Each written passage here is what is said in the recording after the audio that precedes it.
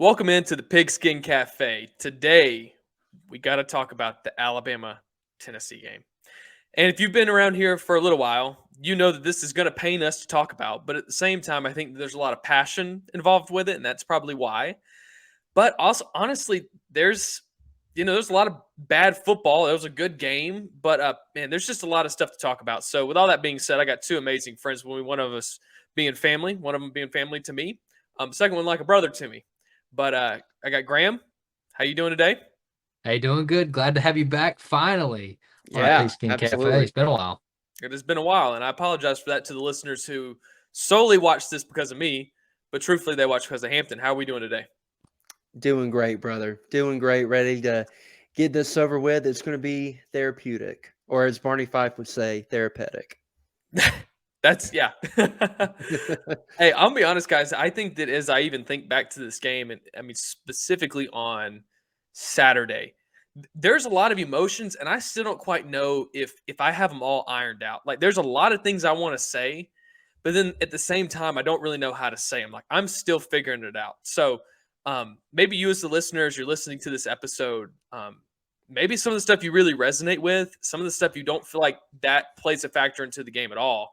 But I think that's kind of where we're sitting as Alabama fans, that you almost overreact, but at the same time, no, that's probably not accurate.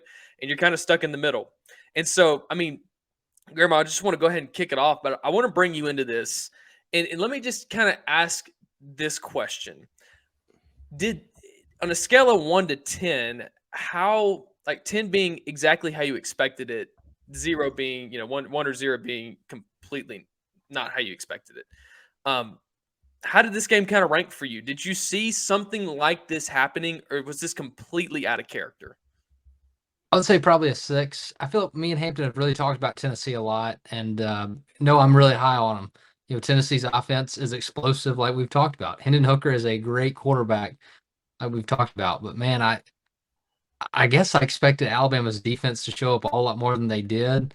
But Tennessee kept picking them apart, and it was the same recipe over and over and over again. And if you're Tennessee, of course that's what you're going to do. You're going to do something that's working until it doesn't work. Yeah. But for Alabama, I mean, made very, very little adjustments. Special teams was an issue like it has been in the past. We'll dive into that a little bit more, but man, I feel like probably a 6 and what I expected.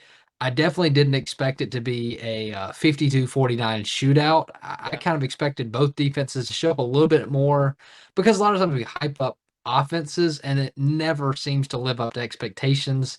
So this time I lowered expectations and they overshot us tremendously. Yeah. But just from obviously we're Alabama fans on this podcast. But as a casual sports viewer, I think people loved it. It was a great game to watch. It was fun. Chase, I mean, me and you talk about it all the time. There were several years ago where the Chiefs and the Rams played NFL on Monday night, and it was the most fun football game we've probably Yeah. ever watched together. Absolutely. And to me, this game not live up to that, but it was very similar because it was back and forth, back and forth. Whenever people were counting out Alabama, because Tennessee was up what like 28-7. I mean, Alabama fought back, and Alabama came back and evened the score, and then Alabama went ahead, and then Tennessee came back, and so it was back and forth, one punch after another.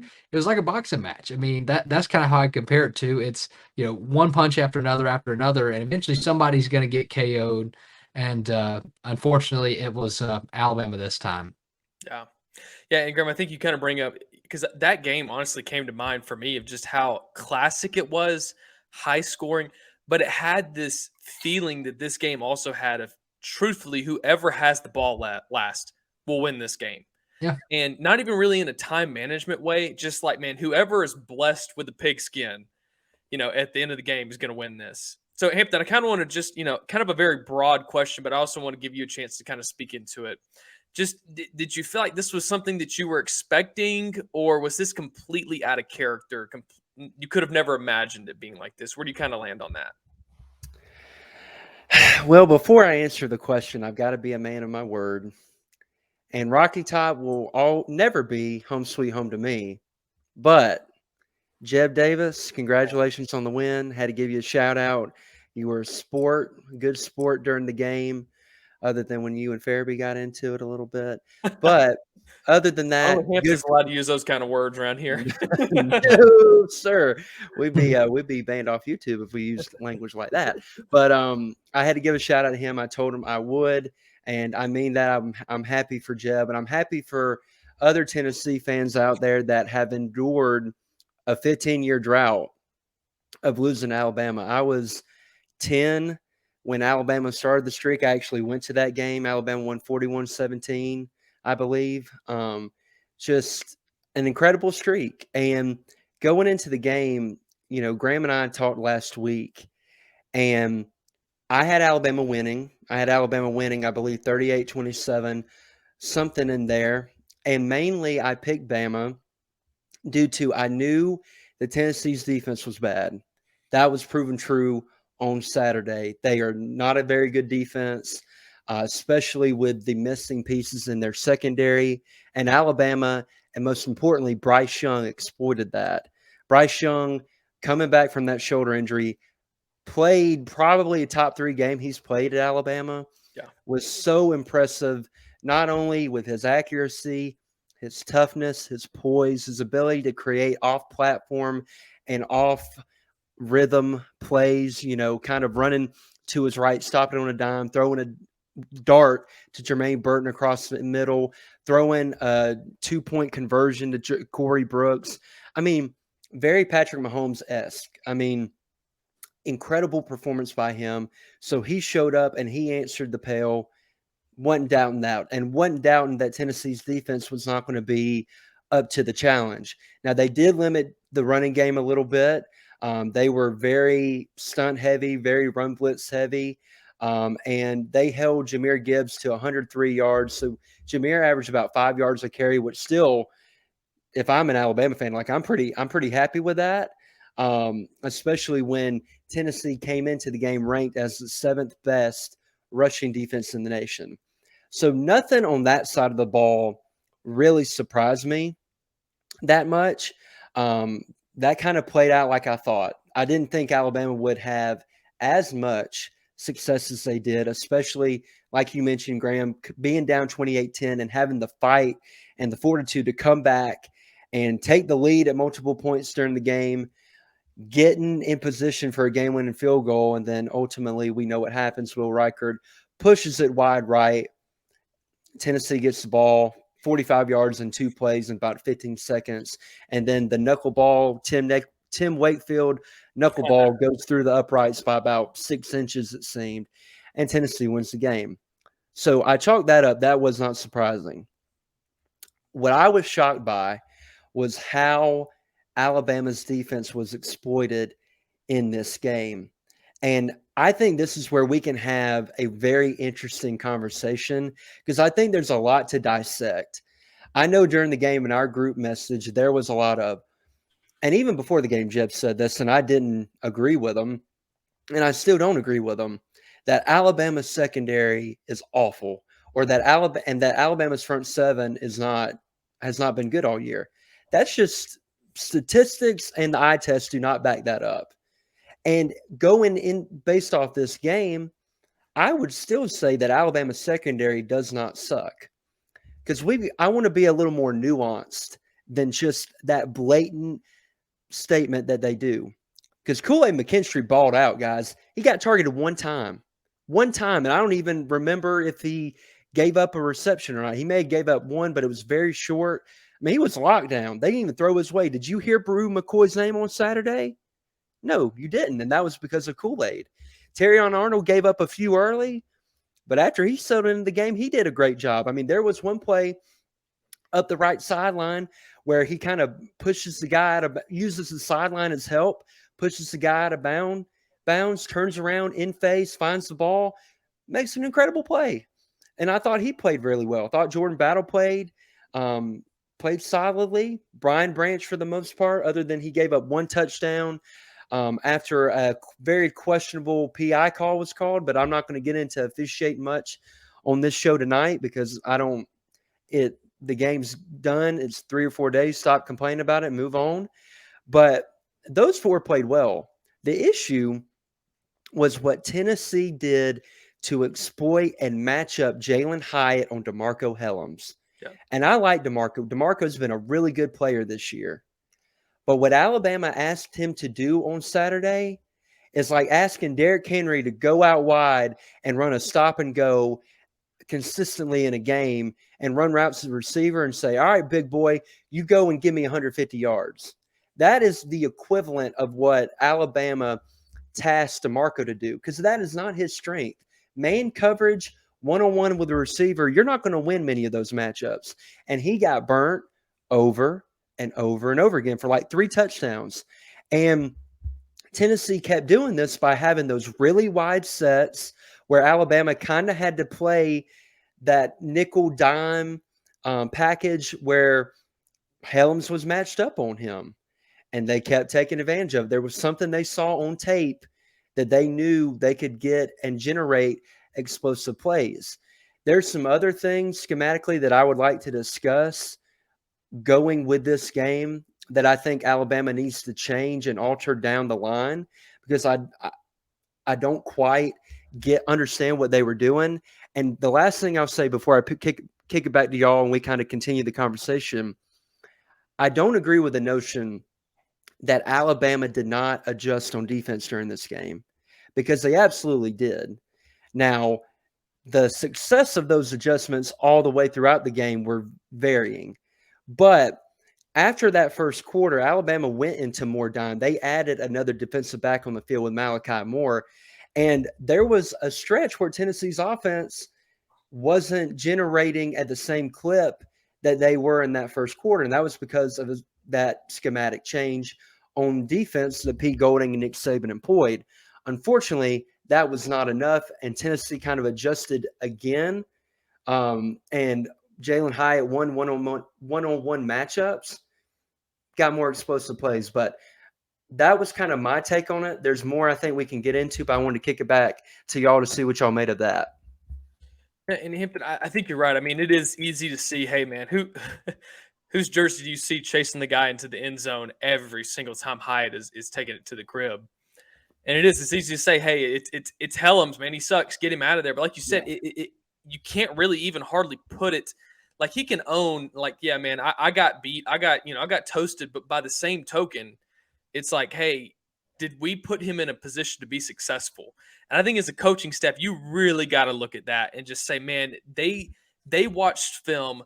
They knew that this is the matchup that they liked. And then what was kind of our response? And I think that's where a lot of us were frustrated. And I think you did a good job of saying, hey, it's not really just Helms. Like, there's a lot of people who have to own that this situation, which Tennessee saw as favorable, they exploited again and again and again. Did you want to tack on to that real quick? Yeah, I did, because not only do I think the coaching staff didn't always put him in a position to succeed, the guys in front of him, the cheetah package, the guys that were supposed to generate pressure, they didn't do their job. Mm-hmm. And part of that was on performance. And Darnell Wright, the right tackle for Tennessee, had a really good game. He did a heck of a job on Will Anderson in that game. But they weren't put in a position to succeed at times with how they had Pete Golding would have either one or both outside linebackers dropping in coverage. That was an adjustment made early in the game. They were playing nickel rabbits, which meant 2 defensive linemen and 2 outside linebackers. Okay. Well, when they adjusted and started dropping one of those outside linebackers in coverage, then you get even lighter against the box. And so they were able to get that running game going. And Graham, what did we say in the pre-show? You have to win first down against this team. You have to stop the running game. Alabama was not able to do that because they were too light in the box. And one thing that I looked at pre-show that I thought was very interesting, last year Alabama did a really good job against this Tennessee offense, save for about 3 or 4 explosive plays. They ran a 3 D lineman front and then had, or 3 true D linemen, and then had an outside linebacker in Will Anderson. I don't think that was employed much on Saturday. And I get wanting to have the extra presence of Dallas Turner. But when you have Dallas Turner out there, you're also lighter against the run. And like I said, they're able to get that going. And then that feeds everything else. Why was not a 3-down lineman package used? I don't know. Because I think that would have helped stymie them on first down. And then that would have given you more success on those later downs. Yeah. And man, I mean, it really did. And there was a part of me that I'm like, man, this feels so Andy Reid. I felt like Andy Reid and Sean Payton when it came to Tennessee and what they wanted to do. Andy Reid, what he does so well is he says, all right, who's the worst player on their defense? We're going after him at least 10 times this game. I mean, we are going to go out.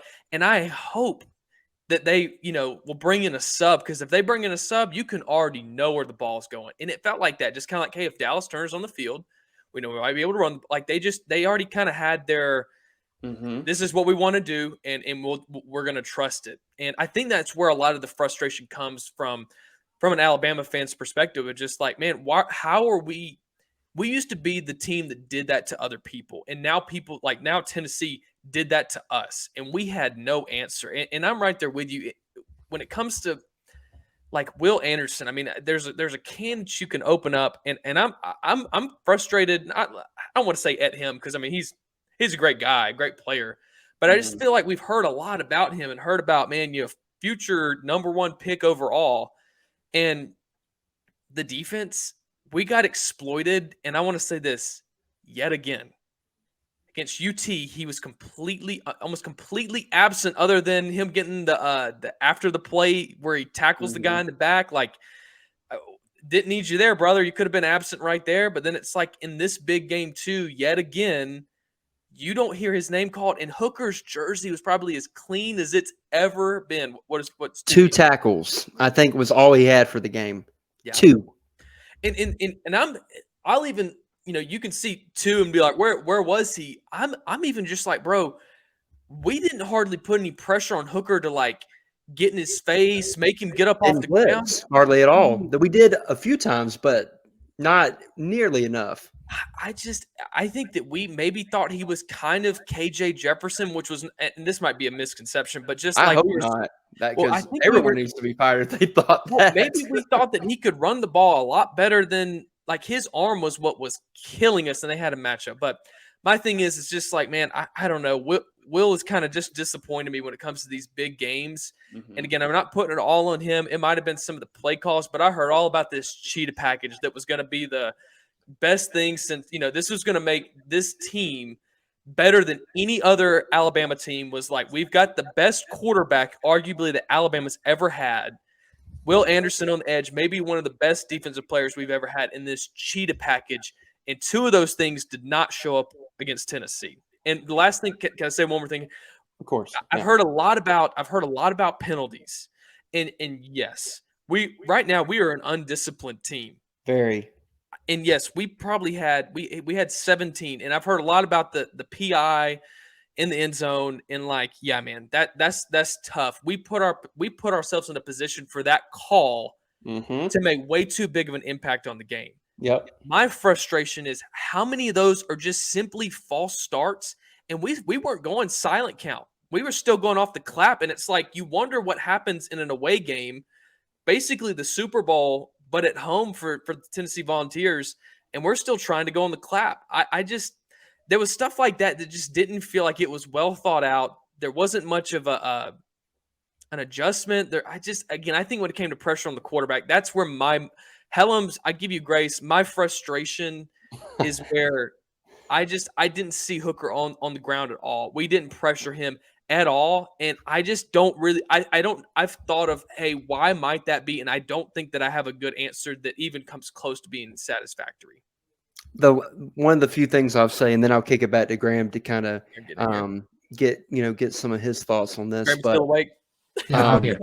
I know I got carried away, and I just have a lot to say on my mind on this game. But you talk about the cheetah package. Alabama couldn't really employ the cheetah package because Tennessee had that no huddle going. They didn't allow Alabama to substitute at all. What? Duncan just barked. I'm sorry. Oh, okay. No, you're good. All the dogs in the house go. That's right. But yeah, they weren't able to employ that package, and so a lot of the pass rush was three to four guys at a time because they had Deontay Lawson spying Hendon Hooker a lot during the game, afraid of his legs. And I get that, but until he burns me with his legs, and of course he's mobile, I'm not going to put another guy in, like, take a guy out of coverage to spy him. To me, he's not a Deshaun Watson. He's not a Johnny Manziel. Like, he's very good with his feet, but if he wants to beat me with his feet, that's fine. I'd rather have that than have him drop bombs all over my head. And the few times they did pressure him during the game, if you noticed, interception, almost had another. I mean, he almost threw 3 or 4 interceptions when there was interior pressure getting pushed in his face. But they didn't do that near enough, like you said. Graham, what do you make of all that? Yeah, I think you're right. And Chase, you're talking about, just putting blame. I think, throughout history, throughout time, there's always one hero and there's always one villain in every matchup. And this one, a lot of people are putting blame on DeMarco Hellams. And I mean, yeah, he deserves some of it. Eventually you gotta man up, and it's me versus you, and he kept losing. But there are other people that are responsible for putting him in those situations where it is one-on-one with Hellams and Hyatt. And that does not favor Alabama at all. And so, man, I think that, yeah, Hellams is getting a lot of probably too much of the blame. He deserves some of it. But yeah, there's a lot of people that, should be owning up to, man, we didn't do our jobs. And that's what led to Hellams getting put in that situation. Just like you said about penalties, there was, one person, false start, one person false start, one person false start. But as a unit, we got to be cohesive enough and be, on the same line enough to know that we're not jumping off if we are a wide receiver or a running back that gets motioned out, because we are not listening to the cadence. We're watching the football leave the center's hands. If in those loud matchups, it frustrates you when offensive linemen, false start, jump like that. But most of our false starts, if not all of them, were because of people not looking at the football. Linemen listen to the cadence. If the cadence is wrong, sometimes the center's supposed to snap and he doesn't. People jump early. And so that's more of the center being late than the left tackle being early. But this was, receivers, running backs, tight ends looking in at the football and still jumping, like they're scared of something, and even some of your best players in Jahmyr Gibbs. Yeah, exactly. Yeah. I wasn't gonna name them because there were so many to go around. Come on, Hampton. Come on. Yeah. But I mean, that I hold people accountable on this show. Yeah, that was the frustrating thing about the discipline on, from my perspective. Holding call every now and then, it's okay. Keep your quarterback off the ground. A false start every now and then in a loud environment is sort of expected, but it frustrates you when people that are, doing something wrong because they're not looking at the football. That's what's frustrating. Mm-hmm. But I'm going to flip to Tennessee's offense and just their matchup against Alabama's defense. Hampton, you talked about it a lot. One thing that I noticed and that was talked about was the splits that Tennessee's offensive linemen and receivers made. Whenever you look at Tennessee's, formations, their wide receivers are as far out as you can go. They are out the numbers and out. Why is that? Because that makes you show your cards on defense. Mm-hmm. You're not going to be able to have somebody in man coverage line up at the line of scrimmage and have to drop back that far because he can't get there. Their guy's going to be wide open. It limits your zone coverage, scheming that, because you can't show too much. And, if you pull somebody in, pull somebody down to show blitz, to not show blitz, well, that receiver is going to be open. There's going to be too much space. And so I think that is part of Heupel's scheme is we're gonna spread it out and you're gonna show us what you got, and then we'll make the play call based off that. Tennessee did a lot of lineup. Let's look and see what the coach has to say. All right, let's run that play, and a lot of times that was successful because when your receivers are practically on the sideline, if there's not two cornerbacks out there, we're throwing it out there for a screen because we have the matchup advantage. And so I think that was a big part of it. Moving into special teams, Alabama usually seems to get the short end of the stick on special teams, but they often say you got to win two phases of the game: offense offense and defense, offense and special teams and defense, defense and offense, whatever. I guess that probably covers all of them. But as you looked at it, offense and defense was a tie. Our offense was playing really well. Their offense was playing really well. Our defense giving up big plays. Tennessee's defense was just allowing everything to come through. And so it came down to special teams and 3 plays on special teams. We've got the muff punt, which wasn't on, or even a returner, which is also frustrating. Man. A missed field goal by Alabama and a made field goal by Tennessee. When you look at it, it comes down to special teams. Tennessee won by a large margin. Offense, defense tied. Tennessee's going to get that advantage. And in these kind of games, you're surprised that it was a 3-point game. If you look at just statistically, offense is even, defense is even, special teams 3 plays to, it's probably like 4 plays to 1 because Riker did make 1 field goal. So, and penalties were like 130 yards to 60. I mean, that is 13 extra first downs that Tennessee got over Alabama. I will say, I mean, I'm not going to bash officiating, but good, because you'll get fined. Yeah, that's right. But it is kind of, it's questionable why the staff, the officials that group got chosen to call the biggest game in the SEC of the year when they've had problems in the past. And I'm not saying that there's no grace for that. Like there are things that happen that people get wrong all the time. But it seems that that crew has had several offenses. They've had several tally marks saying, okay, one more time, and we're gonna have to really get on to you. I'm just surprised that they got the biggest game because last year whenever it was Auburn and Arkansas, that was a big game. That was 2020. Yeah, okay, 2020. yeah. Mm-hmm. But that wasn't oh, the winner of this game goes to the SEC championship. Both those teams were just trying to fight out for wins. And so, but in this matchup, it does determine a lot. It puts, Georgia and Tennessee on a collision course for the SEC East. Alabama has to win out now in order to make the SEC championship. So there's a lot on the line. And I'm not, like I said, I'm not going to bash officiating. It was just questionable to start off with why you would put the officials that are prone to make mistakes in a position that is so high leverage and so important. Yeah. Well, and I'll add to that. You know what game they also called last year? Y'all know? I don't know. Alabama versus Texas A&M. Yeah. That ended in an Alabama loss and had a couple other questionable calls on that game. But like you said, Alabama did enough to lose that game on their own. Yeah.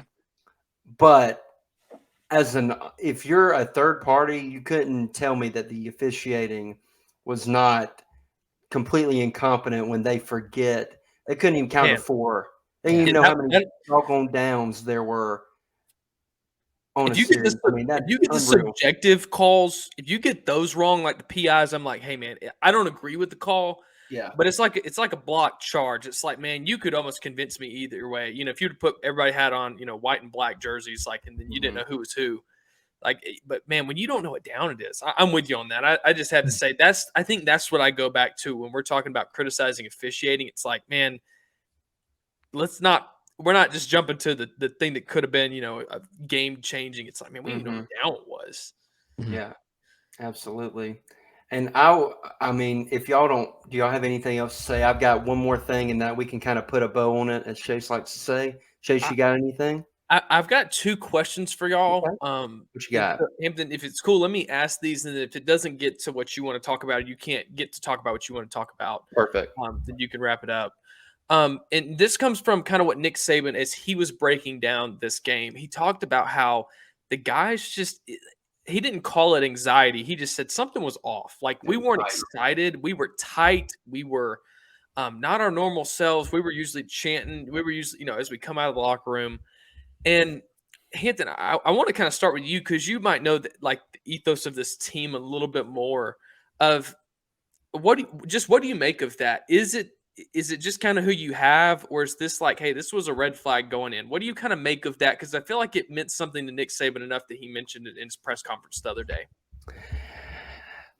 It's just the past 2 years, there's been a theme of Alabama not playing well on the road. 5 of the last 7 matchups have been very poor performances, many one-score games, and I don't know how it's not a trend or how it's not a thing. I don't know if it is a makeup thing of your team that there aren't. Earlier in the year, Saban said there are a lack of hateful competitors on this team.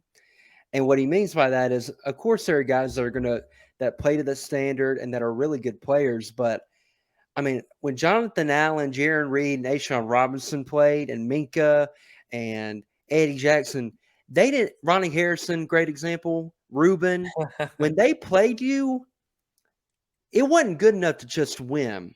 They wanted to take your soul. Like, that was the mentality they had. When they went on the road, their mentality was, we want them gone by halftime. Yeah. We don't just want to beat them. We want to dominate them. And I think that mentality is lacking on this team. But what I will not stand for, and I know we're not doing this, but there have been many fans calling this team soft and they don't have leadership and, they don't have fight. I completely disagree with that. I think they have leadership. They clearly have fight and grit. I mean, they came back from 28-10 and, played their butt off on the road and fought and clawed to get back in the game and with a chance to win it. But as far as that mentality, they don't have it yet. And I think by the end of the year, they may or they may not. And that's ultimately going to be what determines the fate of their year or their season. If they have that mentality, if they develop it, sky's the limit for where they can go. But they've got 2 road games left on the schedule, back-to-back weeks, at LSU and at Ole Miss. Don't think that you can go in there playing tight again. Yeah. You've got to play loose and play like we're Alabama. And we're going to go in there. We trust our preparation. We trust each other. We trust our plan. And we're going to not only win, we're going to dominate. And I think that's lacking right now. That's not calling them soft because they are far from that. But I think they need to reestablish that type of mentality. Yeah, I'm right there with you, Graham. What do you kind of make of that? Because it's just a strange thing for a coach to mention, just like we felt tight. Coach notices it. I'm sure the players, it's kind of the elephant in the room. Yeah. I don't know. What do you kind of make of that quote? Yeah, no, I think it's probably accurate. I think that part of it is Alabama's standard has been so high for so long that there are some guys in there that they're not trying to be dogs. They're just trying to be mailmen. I'm just trying to get it to the next person. And I'm just trying to pass the torch to the next person. That was great. And like we don't want that as Alabama fans, but when you look at it, there are some guys out there that, man, I'm just trying to make it to what's next. Like what I'm doing in Alabama right now, I'm not questioning either their heart, any of their abilities. I'm just saying, yeah, there used to be people that they were Alabama grit. They fought for Alabama, and then now it's, well, if we don't win the national championship, I'll just move on to the NFL. I'll just transfer. And so I think part of that's somewhat of the mentality, but I think that's part of the mentality of all of college football. That is kind of the change in culture of college football more than just Alabama. But I think that that is somewhat concerning, but it's not something that you can't come back from. We talked about it a couple weeks ago, and I hate to bring up Troy and App State in this example, but I mentioned that maybe it was a good loss that Troy lost to App State the way they did. No, it's never good to lose, but sometimes that tightens the bolts. That makes the train run on time a whole lot more. And so maybe this is a game that, we had to learn from it, but it pushes us forward knowing that we can't mess up in the same ways we did. We can't, play sloppy on the road at LSU, at Ole Miss, because those teams will bite you too. And so I think that has been several times going that these away games, Alabama have just been eking by, losing to A&M and now losing to Tennessee. Maybe this kind of puts in perspective of we've got to dominate on the road. We've got to dominate whenever we face teams, and maybe this kind of locks everybody in. Mm-hmm. Yeah. And that's just a hopeful side of things. That it could be the total opposite. You could fall completely apart. But I think with the culture and the staff that Alabama has, that maybe this leads to the pasture, greener pastures are ahead for Alabama. Yeah, that's good. Hampton, do you mind? I'm actually gonna let you go because I think that my last question might be a good way to end it. Okay. Um, the thing you talked about, Graham, that I'm anxious to see, how do they respond Yeah. to the loss? And every time Alabama loses a game, there are these clickbait, inflammatory comments made of everything's crumbling, fire everyone, the program's done. But about every time, but for since 2009, when Alabama loses a game, they respond the right way. And most of the time, even last year, they lost to A&M, coincidentally on a field goal attempt, last second field goal. And what they do, they ended up in a national championship game. I'll be very interested to see if the same happens and how they come out against Mississippi State this weekend. My last note on the defense is I think it's going to be interesting to see maybe the schematic tweaks and personnel changes that might be on the horizon. The reason I say that is what Tennessee did is very similar to what Ole Miss did in 2020 and what Florida did in 2020. Those wide splits and sets like you were talking about, Graham, and making Alabama have a light box, being able to run on them, and then be able to attack those safeties in man-to-man coverage. That's what Florida did with Kyle Pitts and Kadarius Toney in 2020, and it's what Lane Kiffin schemed up with Matt Corral and the weapons that they had that year. I'm going to be very interested to see if a guy like Eli Ricks gets some run this weekend, if maybe Branch gets moved to safety and they put Ricks or Kool-Aid Terrion over at star. And I don't know if this is going to happen. I'm not going to clamor for it because if Eli Ricks doesn't earn the spot, he doesn't earn the spot and he's not going to play. I know people think it's just easy. Oh, take this position player here and put him here. Not that simple. But I think something like that, I'll be very interested to see if the coaching staff thinks that that is going to be prudent for them moving forward. Yeah, and like you said, I mean, there's tons of things that our coaching staff saw about us. Like this is a great game to like self-scout yourself. But you're right. There's something about though that you come to practice different once you realize that you're no longer on top of the mountain.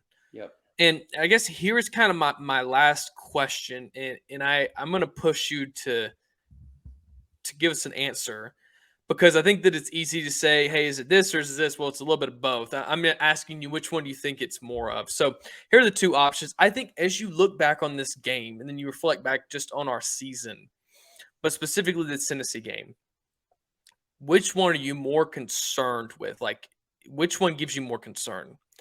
Is it our personnel? Like, is it the players that we have and their ability to execute or lack thereof executing? Or is it scheme? So here's what I'm trying to get at is do you think that we don't have the players to be successful? The players are not executing, or are the coaches not coming up with schemes that are then putting players in the position to be successful? If you had to pick one of those, now you're not firing anybody, you're not benching anybody. Which one gives you more concern of which one do you get more concerned? So Graham, I'm going to toss it over to you real quick. I know it's kind of a strange question, but if you had to kind of if you kind of had to tack it up and say, hey man, something's got to change, it's going to start here. What do you think?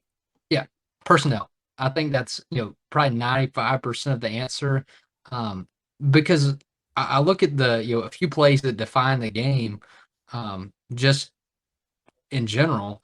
We had a missed field goal that could have won the game, and then the muff punt I think was a complete disaster.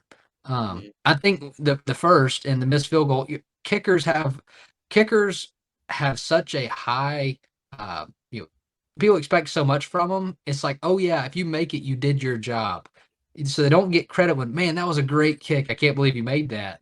It's, hey, he did his job. So they're expected to be 100%, and they're not. It's almost impossible to be 100%. So I give a little bit of credit being a former kicker myself, knowing that sometimes you just don't hit it right, and it's Word of Bram. Yeah, it could be more than just the kicker's fault. It could be a snap or a hold. But to me, the biggest play that concerns me, the personnel, is that muff punt. Is everybody's going away from the ball except for 34 The last name is Robinson, I think. Quindarius. Quindarius Robinson. And Love you, brother, but ooh. that is why I think it's personnel, because everybody's running away from the ball except this guy. And we all saw it. We all saw Nick Saban's reaction to it. But my concern is if we have somebody that is playing like that on special teams, there's going to be more mistakes made. And you hate to say it, but it was in the biggest moment. Alabama just gotten the first stop of the game. We got the ball back. The momentum was completely turning to Alabama's side, and they give it away. So I think it is personnel to me. Hampton, you might feel the same way. You might think it's coaching. I definitely think it's a combination of both. But I mean that's the true answer. Yeah, totally. But I think it's a combination of both. But to me, the players are the personnel is probably the most concerning. Hampton, well, why don't you finish this out with that question? Shockingly, we agree. It's personnel. Players have to execute. Yeah. Obviously, there are schematic changes and tweaks that both Pete Golding, Bill O'Brien, and even Nick Saban can employ to help if they play Tennessee in the future, but also against future teams that might employ a similar type scheme. But I don't know how you scheme around DeMarco Helms not being great in coverage. I don't know how you do that. Now, there are smarter football minds than me that may know. I mean, there are obviously ways to negate it and maybe not be so much of a spotlight on him being just singled up in man coverage, obviously, but players got to play better. And that may mean even the receiver room. All right. A guy like Trayshawn Holden, which we might talk about in our preview for Ben Mississippi State, he may need to see the bench. He's not producing. Yeah. Give those young bucks a chance who are, with every opportunity, you're seeing more and more development. And I think usually after a loss, Saban does have a few personnel tweaks that he will put out there. And I think that's kind of the direction that I think it'll go. Obviously, a little bit of schematic too. There's some stuff that needs to be fixed. Players got to play better, though. That's the bottom line. I'll start the pot. I think that I'm tired of Pete Golden. I just don't know. Shocker. People, I'm not there with them when it comes to BOB. I think I would enjoy some new blood. I think that Garrett Riley would get me really excited. Yeah. Do I think that he's lost his job? No. He also has one of the best quarterbacks to ever touch, come to Alabama. But man, I don't know. I just this defense has seemed to take in, like, we've got good players. Pete Golden is a phenomenal recruiter. I mean, he can recruit the state of Georgia and Louisiana, nobody's business. And I don't know. I don't know if I have some concrete evidence of, hey, you fire him, who do you bring in? It's better. But I don't know. I'm just kind of tired of us watch. I mean, against UT, it was a backup quarterback that almost got us. And then this one, when we're playing UT, it just, I don't know, man. It seems like we're not coming prepared. That's what I think I'm frustrated with. And so I pin it more on him. And I don't know. I think that I'm just kind of like, I think I've seen what this guy has to offer.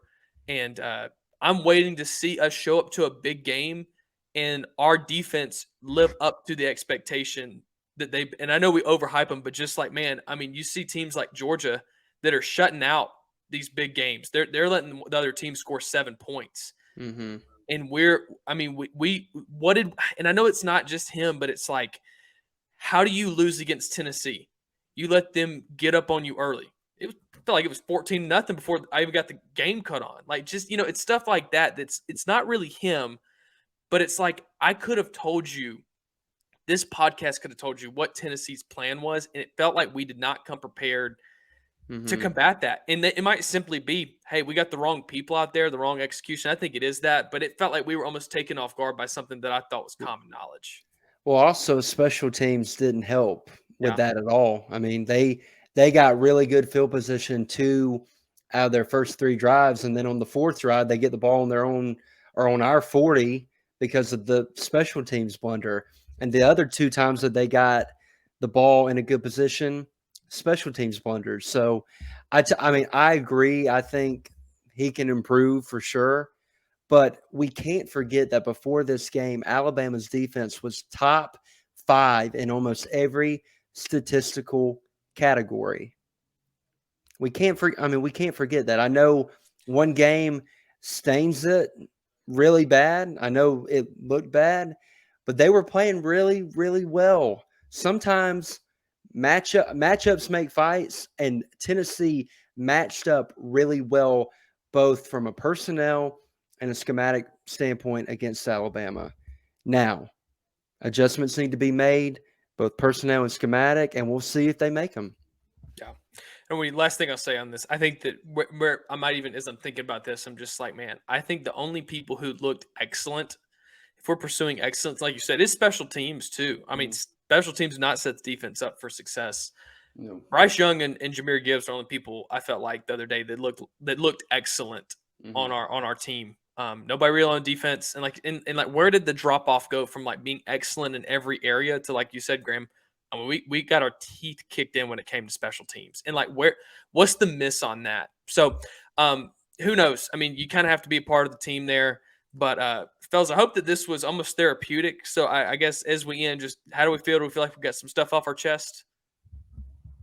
I do. I feel really good. I enjoyed getting your perspective and kind of diving in to what went wrong, and a lot went wrong, and Alabama still almost won the football game. I think that, as an Alabama fan, can be really encouraging, and I'm anxious to see how they respond against the Bulldogs in Mississippi State on Saturday.